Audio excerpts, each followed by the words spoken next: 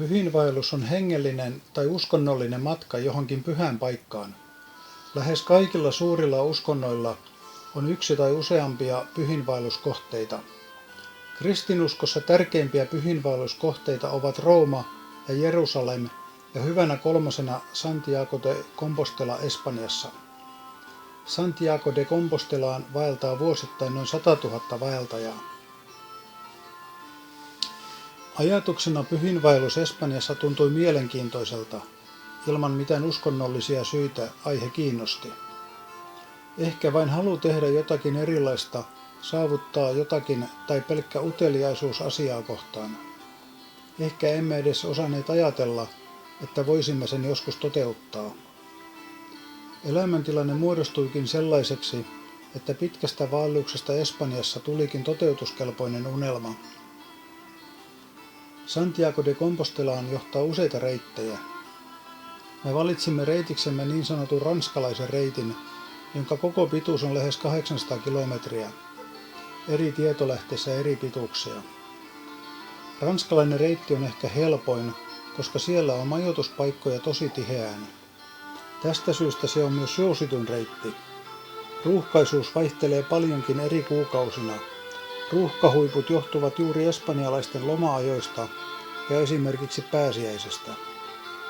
Sesonkiaikoina esiintyy pientä kilpajuoksua majoituspaikkoihin, vaikka tällä reitillä majoituspaikkoja onkin todella paljon, eli päivämatkan pituuden voi säätää melkein miten pitkäksi tai lyhyeksi tahansa. Tämä ranskalainen reitti otettiin Unescon maailmanperintöluetteloon vuonna 1993. Ranskalaisesta reitistä on kirjoitettu paljon suomenkielisiä kirjoja ja blogeja. Näistä saa paljon tietoa ja näitä lukemalla on aika helppo suunnitella matka etukäteen. Varsinkin opaskirjoja voi tilata netin kautta. Jonkinlainen opaskirja on hyvä olla mukana, mutta ilmankin toki pärjää. Näitä opaskirjoja ei ole suomenkielisiä. Facebookin pyhiinvaellusryhmä on myös mahtava paikka tiedon saamiseen. Siellä voi kysellä hyvin yksityiskohtaisia kysymyksiä ja vastaukset ovat asiallisia. Ryhmä on myös järjestänyt muutamia tapaamisia, joissa ensikertalaiset saavat hyviä vinkkejä konkareilta. Lentoliput Madridin hankittiin jo keväällä ja samalla tuli varmistettua lähtöpäivä eli 1.9.2014. Lento Madridiin, josta junalla Pamplonaan ja sieltä kimppataksilla Saint-Jean-Pied-de-Portiin, josta Caminomme alkoi. Ostimme vain menoliput, koska halusimme tehdä Caminomme mahdollisimman leppoisasti ja edetä kulloisenkin mielialan mukaan. Lähtöpaikkaa pohdimme ja muutimme suunnitelmia monen kertaan, mutta lopulta varmistui, että Ranskan puolelta lähdetään ja katsotaan sitten, että miten pitkälle pääsemme. Alkoi varusteiden hankinta, kielikurssit, kunnon kohotus ja todellinen tiedonhankinta. Kotipuolessa sovittiin järjestelyistä lapsien kanssa, lehtien tilauksia keskeytettiin ja postit käännettiin ja niin edelleen.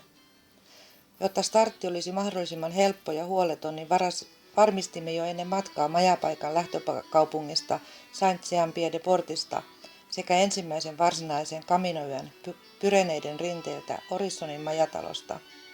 Kyseinen majapaikka on niin suosittu, että sinne ei taida oikein koskaan mahtua ilman varausta. Tämän jälkeen kaikki oli sitten auvoisen auki. Jokaisella vaeltajalla pitää olla pyhiinvaelluspassi. Sen voi hankkia etukäteen Suomesta, Jaakontien ystäviltä tai suosituimmista lähtökaupungeista. Koska olimme kauan matkalla ja yöpymisiä tuli paljon, niin tarvitsimme jo 2 passia ensimmäisen tullessa täyteen leimoja. Passilla todistetaan, että ollaan pyhiinvaeltajia ja näin ollen oikeutettuja yöpymään pyhiinvaeltajille tarkoitetuissa majapaikoissa, eli albergeissa ja refugioissa. Passin kerätään leimoja 1-2 per päivä. Leimoja saa majapaikoista, kuppiloista, kirkoista ja niin edelleen. Passi tarkistetaan Santiago de Compostelassa ennen kuin saa Compostelan eli todistuksen tehdystä matkasta. Aamuisin meillä oli herätys 6-7 aikaan, tavarat rinkkaan ja menoksi, ellei sitten aamupala ollut tarjolla omassa albergessa. Yleensä aamupala nautittiin läheisessä kuppilassa. Useat vaeltajat lähtevät liikkeelle ennen auringon nousua ja pakkaavat rinkkansa pimeässä otsalampun valossa, varoen herättämästä toisia. Me emme halunneet lähteä liikkeelle pimeässä, vaan odotimme yleensä auringon nousuun. Päivän kävelyreitit, korkeuserot ja kylien etäisyydet katsottiin opaskirjasta aina etukäteen. Näin meillä oli jonkinlainen käsitys tulevan päivän urakasta. Kävelimme rauhallista tahtia ja pidimme usein taukoja. Meillä oli yleensä aina jotakin evästä mukana, joten voimme pitää evästaukoja tarpeen tullen. Usein myös pysähdyimme kuppiloissa jotain juomaan ja syömään. Koska meillä ei ollut mihinkään kiire, niin voimme nauttia näistä kahvihetkistä täysin siemauksin. Kävelimme lyhyitä päivämatkoja, eli 10-20 kilometriä päivässä. Muut tekevät kaksinkertaisia matkoja meihin verrattuna. Matkalta voitiin soittaa ja varata huone hostellista tai yksityisestä albergesta, tai sitten vaan menimme oven taakse jonottamaan. Sisäänkirjautumisen jälkeen sängyn valinta ja varaus. Suihku, puhtaat vaatteet päälle ja hikisten vaatteiden pesu.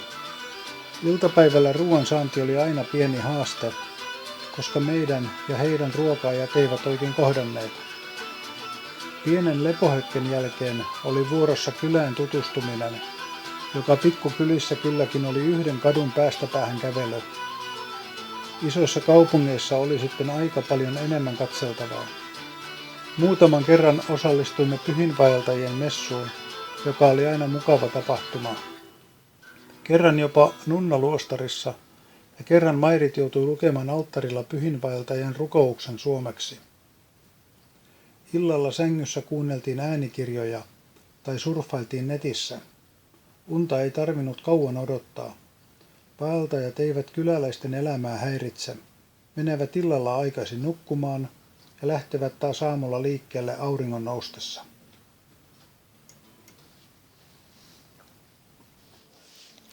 Varsinaiset pyhinvaeltajien majatalot eli alberget ovat halpoja ja vaatimattomia.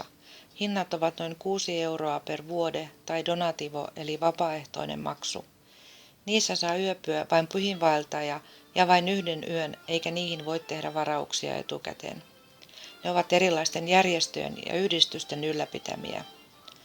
Alberget aukeavat iltapäivällä 1-2 aikaan, sulkevat ovensa noin kello 22 ja vaeltajien on oltava ulkona aamulla 7-8 aikoihin. Yleensä niissä nukutaan kerrossängyissä isoissa makusaleissa. Suihkusta yleensä tulee lämmintä vettä, meillä aina. Useimmiten on tarjolla peite, tyyny, alulakana ja tyynyliina, ei kuitenkaan kaikissa paikoissa. Toisissa on myös keittiöt ruoanvalmistusta varten. Jos ei ole keittiötä, niin vieressä on kuppila. Pyykki hoituu joko itse käsinpesten tai sitten emäntä tai isäntä hoitaa pesun ja kuivauksen koneilla 2 euroa per kone. Majoittuminen voi kokonaisuudessaan olla hyvinkin muodollinen, hidas, mutta kuitenkin ihan miellyttävä tapahtuma. Albergen oven avautuessa on yleensä oven taakse muodostunut jo jonkinmoinen jono. Ainakin rinkat on laitettu tulojärjestykseen, joten vaeltajat voivat olla vähän vapaammassa muodossa. Ilmoittautumispöydän takana istuva, yleensä vapaaehtoinen isäntä tai emäntä eli hospitalero pyytää saapujan kerrallaan sisään. Tulijan on näytettävä pyhinvaelluspassinsa, johon sitten isketään tärkeä leima ja päivämäärä. Myös virallinen passi tai henkilökortti on näytettävä.